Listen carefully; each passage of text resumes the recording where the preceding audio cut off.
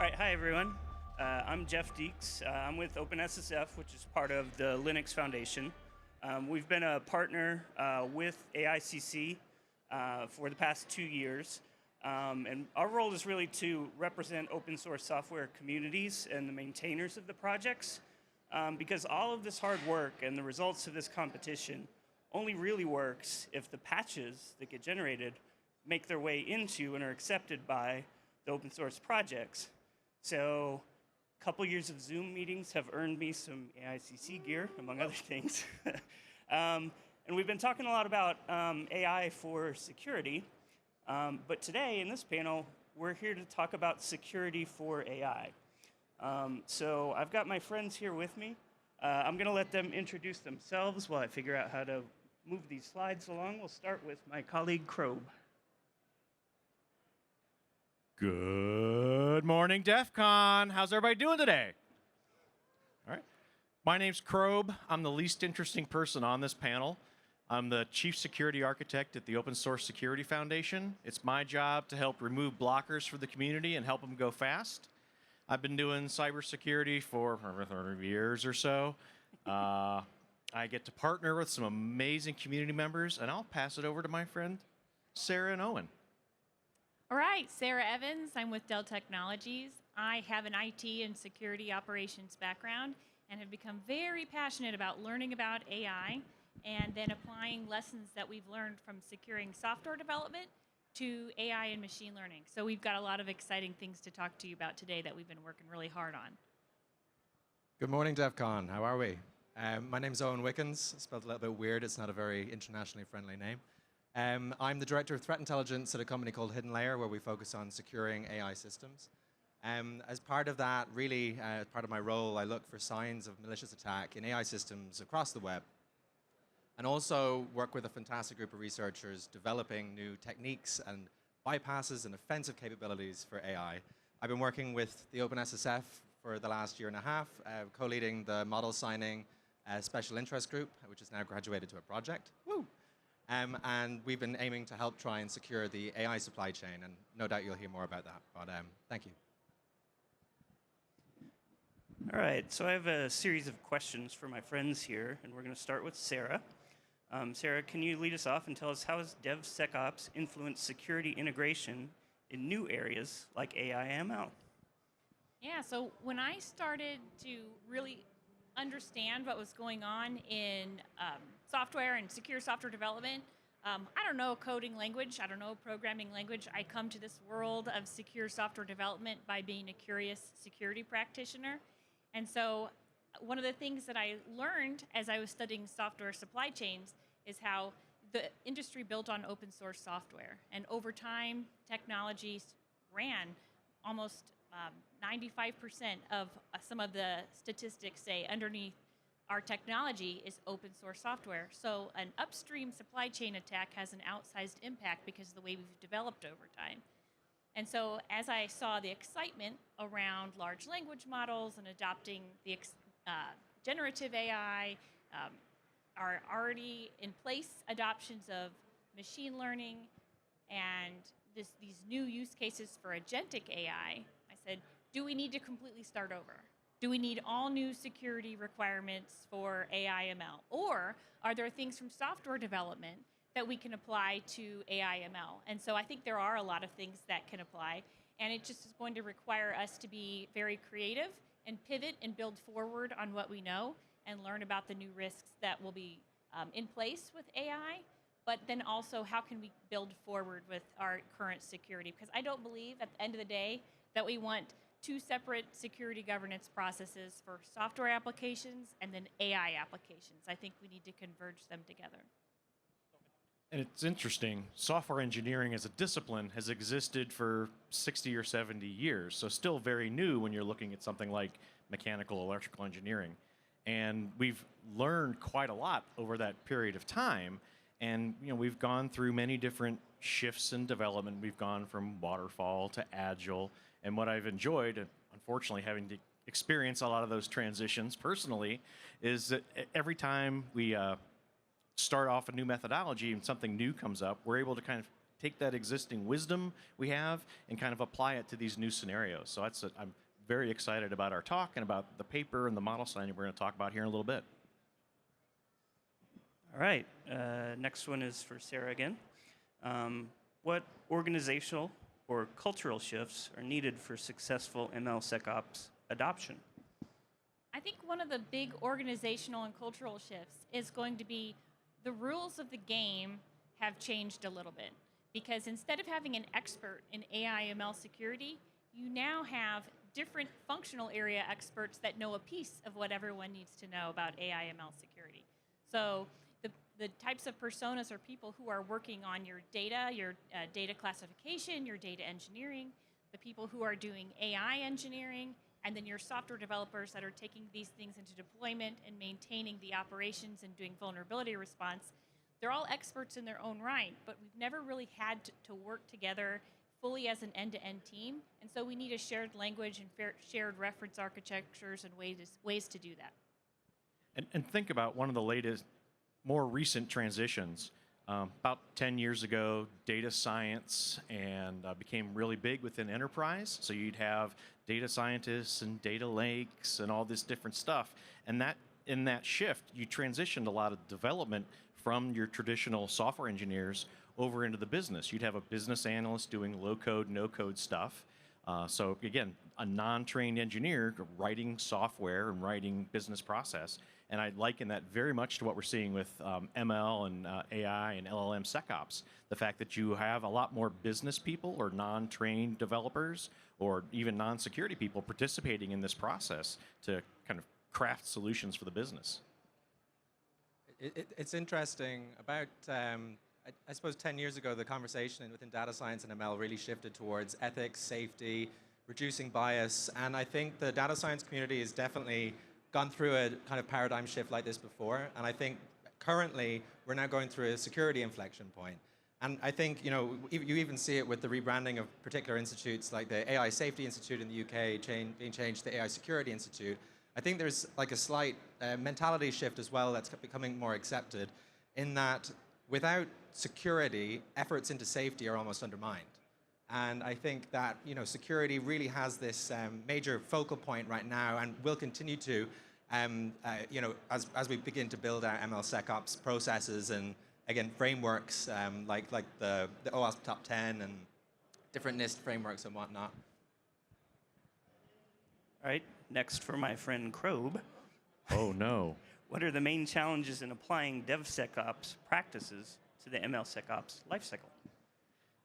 And again, another shift when you went from more waterfall into agile development where we needed to get security professionals more embedded with development teams. So the whole DevOps and then DevSecOps kind of arose.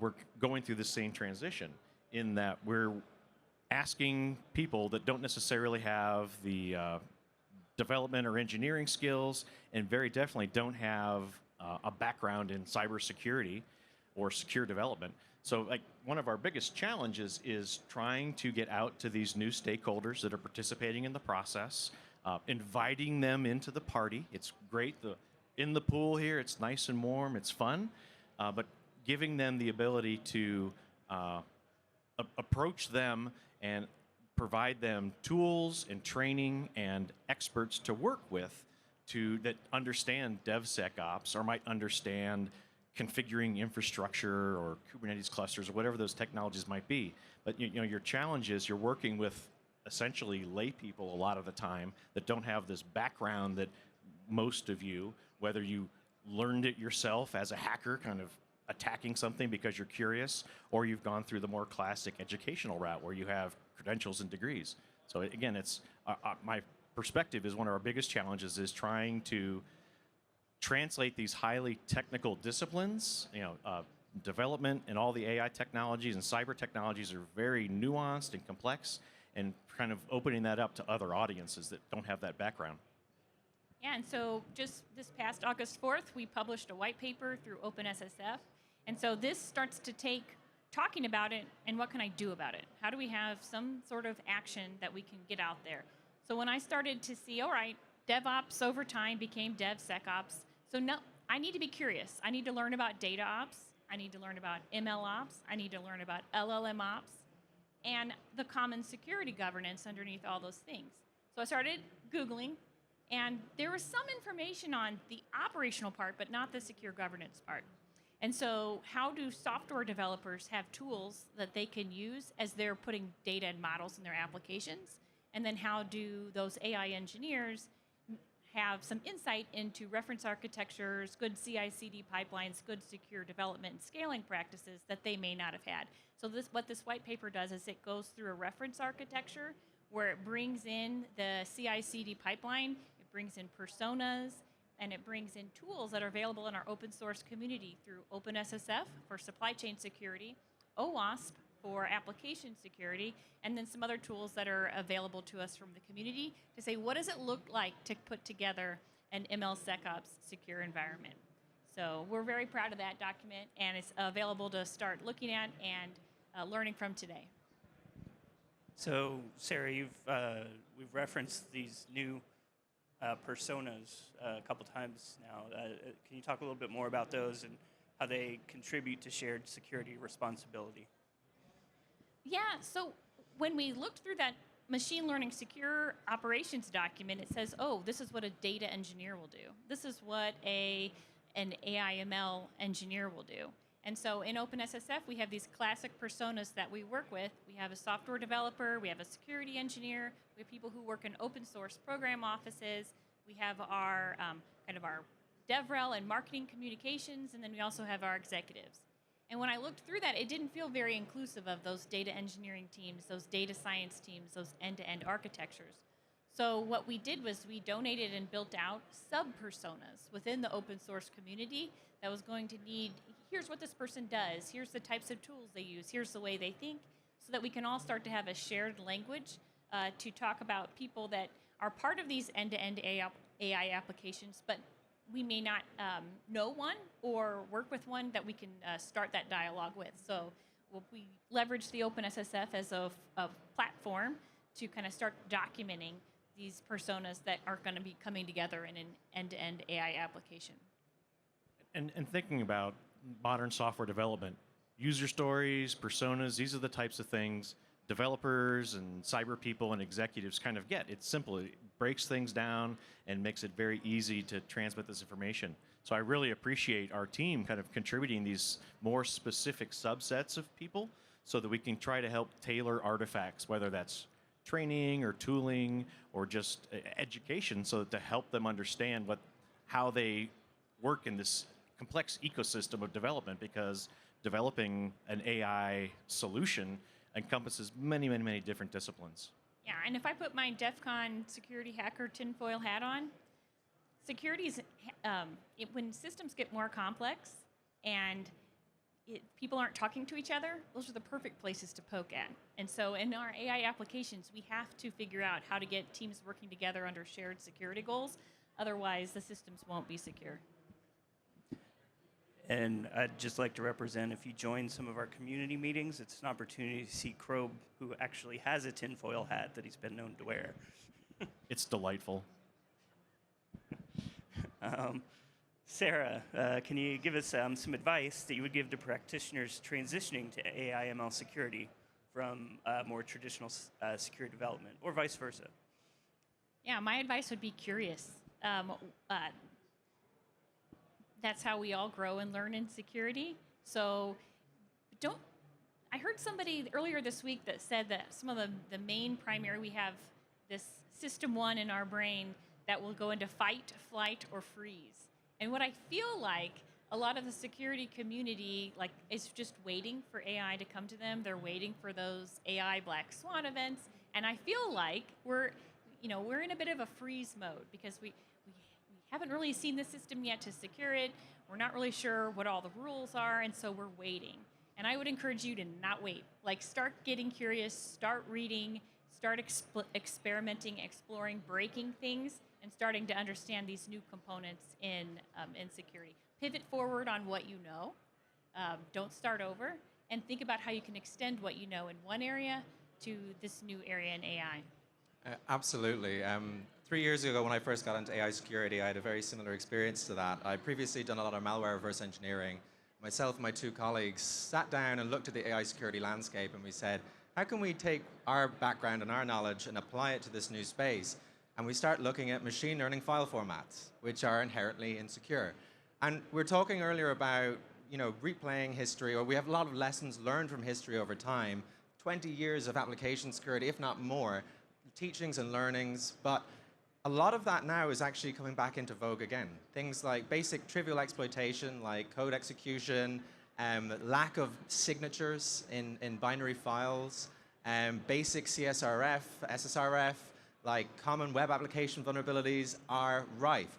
Like AI really is the Wild West right now in terms of its insecurity. I think largely because there's been a massive race to implement what would have previously been more potentially academic tooling and whatnot, being applied now into industry, being now basically shot through the business with demands from the executive teams, working basically with every organization or inside that company to push that on. And what you end up with is something that's serving the purpose, but is inherently insecure. And we see that from the file formats to some of the web applications, to some of the MLOps tooling themselves containing lots of vulnerabilities, to the LLMs being unable to distinguish data and control instructions, leading to prompt injection.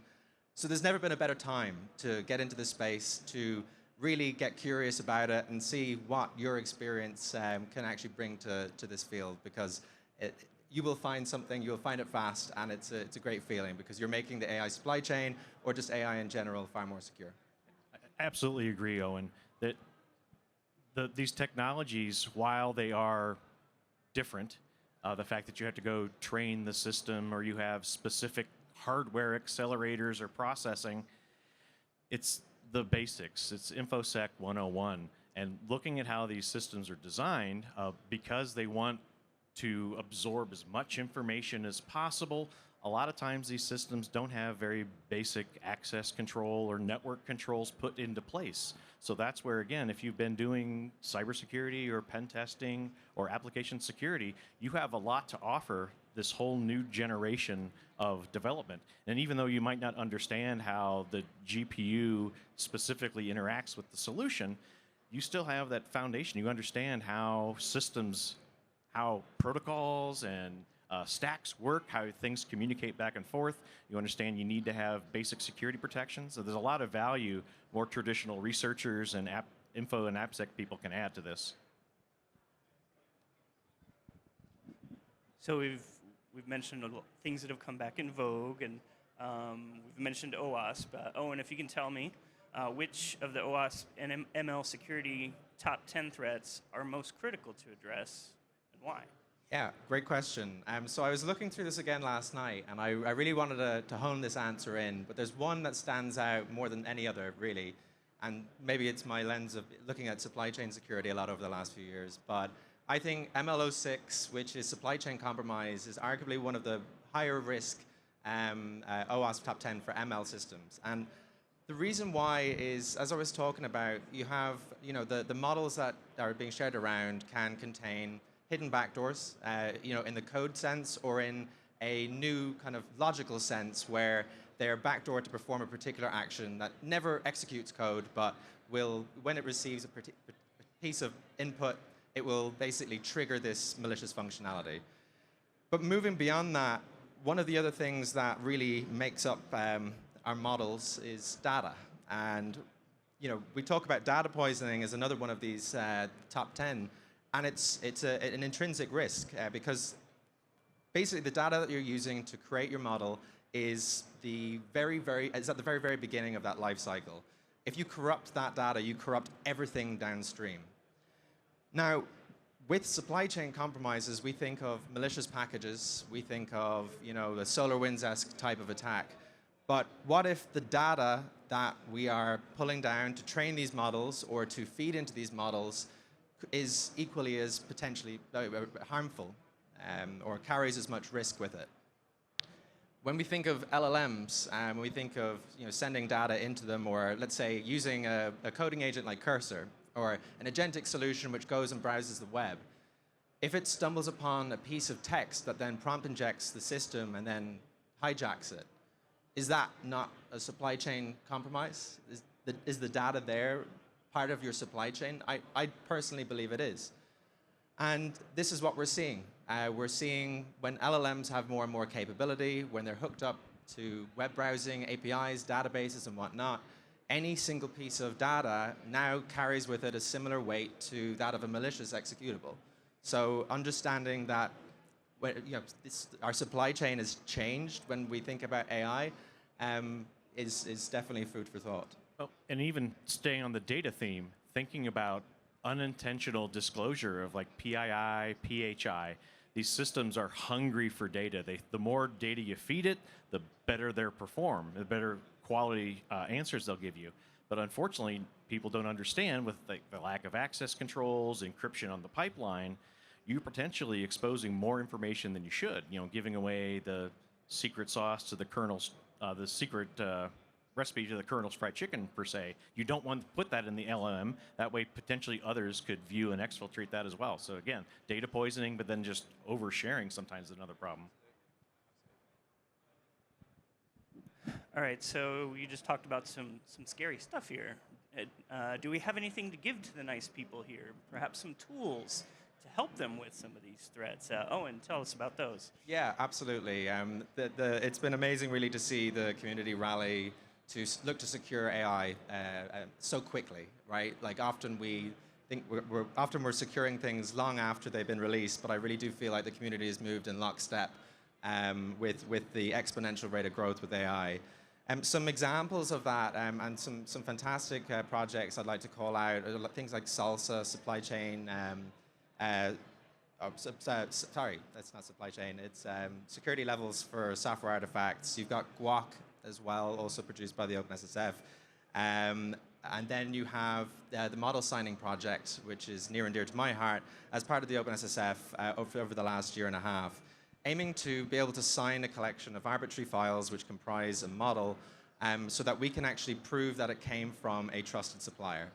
We can verify the integrity of that file and that set of files because we talk about machine learning models almost as if they're, in a way, a singular binary or a singular file, but really they're a collection of many. They're often, differing between 20 different file formats. You might have files for the weights, for inference code, for tokenizers, configurations, and that threat landscape, it gets a little bit messy, it gets murky, it gets difficult to tell what's in there. So ensuring that we have systems where we can provide trust and where we can build towards creating provenance and lineage of models so we can understand that, hey, this model, while it was initially a basic image classification model trained on ImageNet, was now fine-tuned by Johns Hopkins. We can actually create a log of that. We can create claims that attest to that.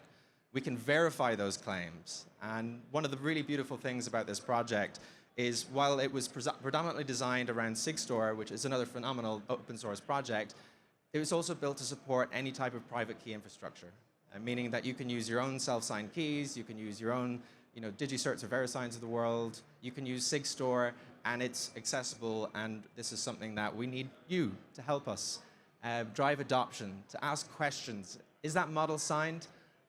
Because there's so many threats and so many risks that are so difficult to see. And I can get into mechanistic interpretability and red teaming and whatnot in another question, but just some major shout outs to some fantastic projects there.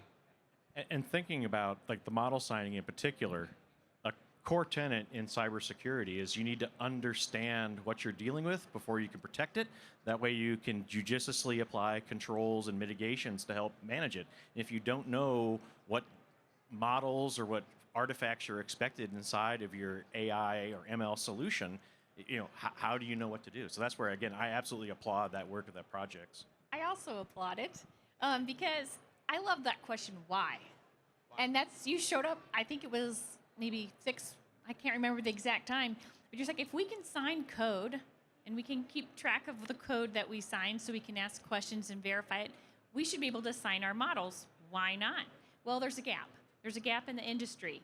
Well, let's close it. And so that's exactly what Owen and some of the other folks in OpenSSF and the community did, was they said, this thing works over here. We need it in this new space.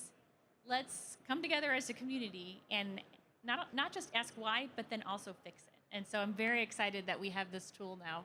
Thank you for all that work that you did. If anybody wants to access that, you can go to the GitHub repository model transparency under the OpenSSF. There's also the model signing specification, meaning you can build your own tooling for this. And I really have to commend the work of so many amazing contributors who've done far more than me in the project, from an incredible array of companies, and for the OpenSSF for having us, really. But we sign code, we sign portable executables, we sign network traffic, we should be able to sign our models too. And signing isn't a silver bullet. It does not solve our MLSecOps problem, but it absolutely is a foundational thing we need to have so we can start to apply other controls and other techniques to protect that whole solution. What a great segue, Krobe. What new or extended security tooling is most needed now that we don't have yet? I'm going to start with Owen with that question. More signing? Is that fair? What extended security tool? I think one of the, I'll just hark back to a point I was going to make. ML models are traditionally opaque systems. We rarely have mechanisms to explain their inner workings. We have work in mechanistic interpretability to understand how these decisions are being made inside models and what we weight more or not. But the industry really has converged over the last year into continuous red teaming.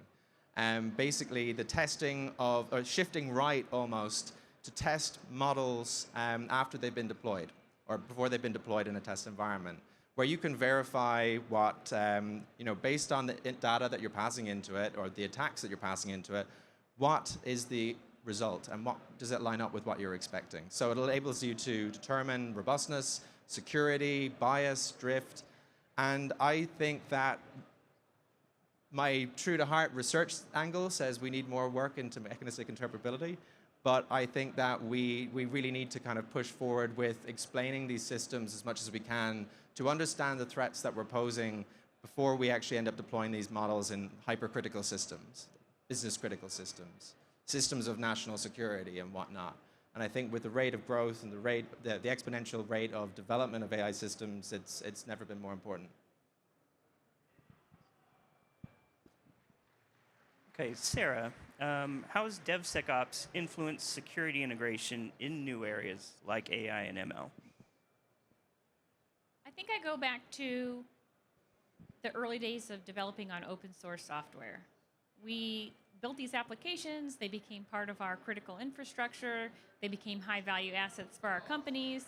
And then we had to do vulnerability and incident response, scale them, maintain them, care and feed them for as long as the business wanted us to.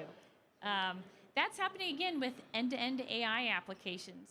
And so there's so much excitement right now about getting the tooling up and running that some of the basic fundamentals that we learned over the years with open source software, I'm doing what's old is new again. We're seeing some of the attacks that we saw back in a long time ago that we figured out how to resolve in software systems now being successful on software systems that host an AI application. And so to me, that's something that I think is a huge lesson learned, because we're not developing back in the 90s, though. We've had black swan events. We know the impact of technology. We know where our supply chain is headed. And so we don't have as long of runway to get the security integrated into end-to-end AI applications. So we need to start pushing and being passionate about not only experimenting with really cool things, but then also how do we innovate to put the security in that we know we're going to need as we're innovating with that new technology. I want to key in on what's old is new again. I see that as two factors that contribute to that.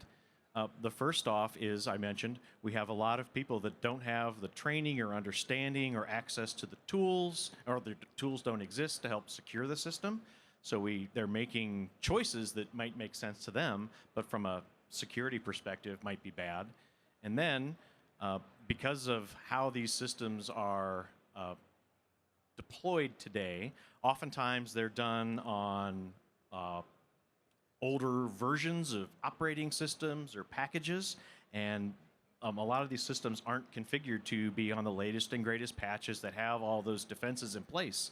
So a lot of these systems are running 5, 8-year-old software that have a whole string of vulnerabilities. So a lot of ways that attackers can get into this system is by using a CVE that potentially was solved 8 years ago, and they're able to pop the box and then get more access to the system than they should, let them start to snoop around and move laterally. So again, training and education, lack of tooling, but then the fact that these systems have very few access and network controls put into place, and I think that's something we need to also think about. While it's not necessarily inherent in that system, we need to apply the learning we've had from network engineering and web engineering, all these other disciplines that have helped us secure web and cloud apps. Time for a lightning round. We've got a couple minutes left. Krobe, I'm going to start with you first, and then we'll go across the board here.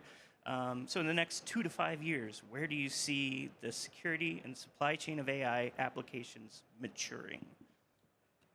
I'm going to put my tinfoil hat on. I think in the next 16 months, we're going to have a black swan AI, ML, agentic, blah, blah, blah event that is going to be our wake-up call. It's going to be our SolarWinds, our Log4Shell.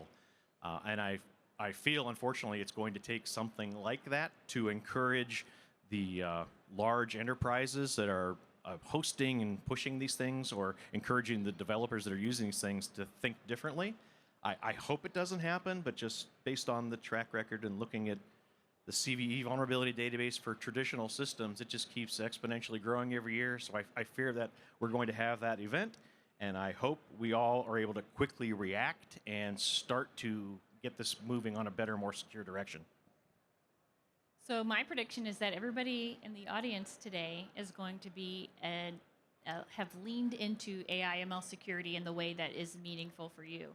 So if you have a background in forensics, if you have a background in hacking, if you have a background in securing, you're going to take what you know about how you're using, or your family is using, or how your employers are using AI, and you're going to become more confident to begin to apply what you know forward into AI, and we're going to start talking to each other. We're going to start seeking out relationships with people we wouldn't normally have sought out in the past to more deeply understand where they're coming from, so that you can, again, continue to pivot forward and bring what you know into those other places. And as a result, we'll all be more secure for that. Imagine a utopia where all models are signed, all models are scanned, mechanistically interpretable. Prompt injection is not a thing. Agents behave exactly as they intended. Probably never going to happen. Aww. But I do share your sentiment with regard to a Black Swan event. I think that, when we have chatbots that we can get to insult you, I've got thick skin, it doesn't bother me. Sometimes.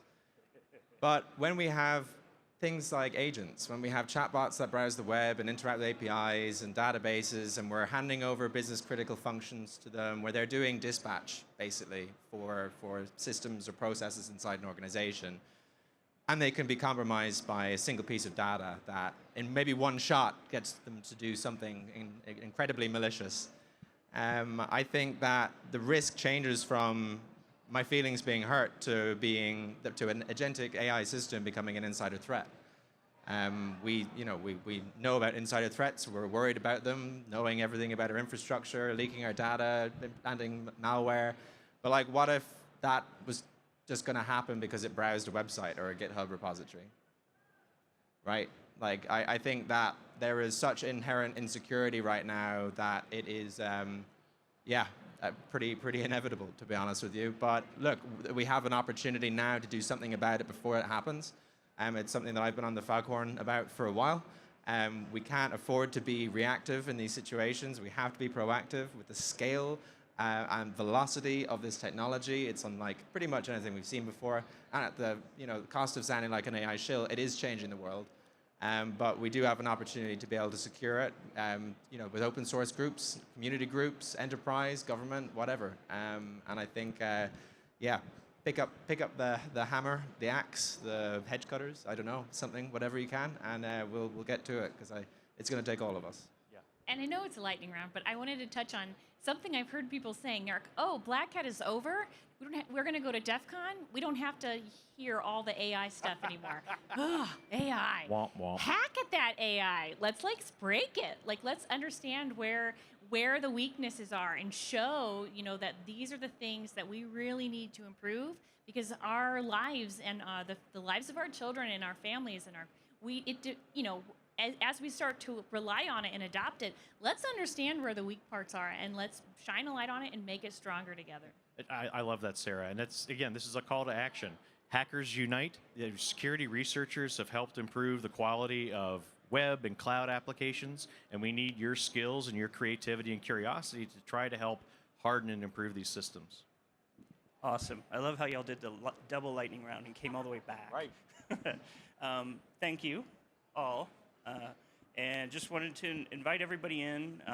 If you heard something of interest, you want to get involved in some way, you want to see Krob in his tinfoil hat, you can find us at openssf.org.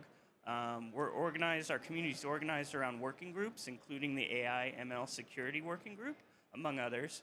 You can find us on Slack. Come in, it's a very welcoming community, and we'd love to have you and point you towards a project or a group you can get involved with to help you out. So thank you very much. Trevor, forget. Thank you.